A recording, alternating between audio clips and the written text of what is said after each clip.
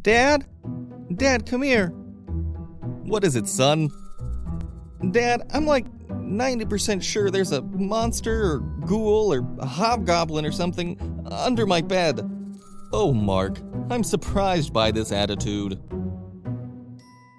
You should know there are far more dangerous things in this house than the nightmare creatures from your imagination. Why, take the garage for instance. What?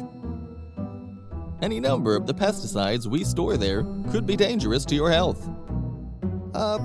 This isn't helping.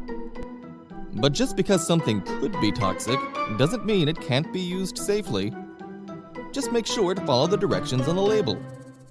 When you use a pesticide in the house, make sure to remove things like food, toys, pet dishes, and bedding from the area. And if you'll be spraying near an air duct, make sure the air conditioner is turned off first. But Dad, I saw... And even before you get started spraying, take a picture of the label so you'll have it ready, in case you need to call the poison center for help. That's great, Dad. Really, I feel a lot safer about you using pesticides. But what about the monster? Monsters? Why, there's no such thing. Good night.